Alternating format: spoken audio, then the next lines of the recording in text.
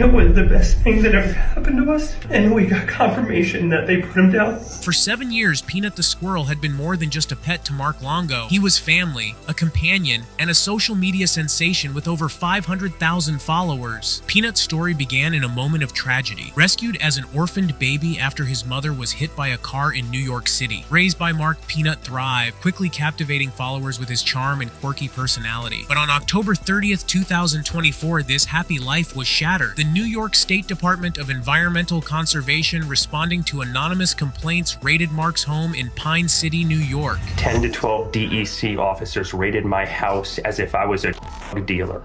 I was sat outside my house for 5 hours. I had to get a police escort to my bathroom.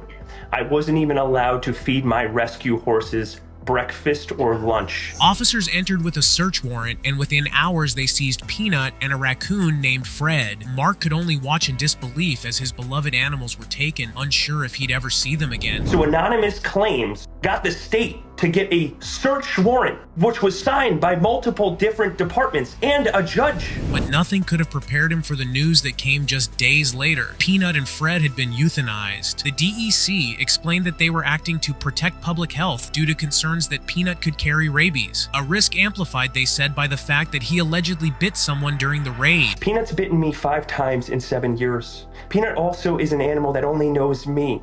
So why wouldn't you have protective gloves on and protective equipment to allow an animal like him that to bite you? According to their regulations, testing for rabies requires an examination of brain tissue, making euthanasia the only option for confirmation. But to Mark and thousands of followers who had rallied for Peanut's safe return, this decision felt shockingly cruel. When the news broke, the response on social media was immediate and explosive. Fans of Peanut flooded his Instagram account with comments of condolence, anger, and disbelief. Even high-profile voices entered the conversation. Elon Musk tweeted, "The government should leave people and their animals alone," adding fuel to the public outrage. He ended his message with a rallying cry, "President Donald Trump will save the squirrels, RIP Peanut." Even Donald Trump Jr. posted on X about Peanut, saying, "It's time to vote out a government that will pet squirrel, but will gladly allow 600,000 criminals with 13,000 and 16,000 knowingly into their country. Maybe Peanuts will be the catalyst for real change and awakening as to our government's broken priorities." This post sparked thousands of responses, and soon enough, Squirrels for Trump began trending with memes circulating that ranged from humorous to heartbreaking. Meanwhile, an online petition demanding Peanut's release had already amassed over 20,000 signatures before his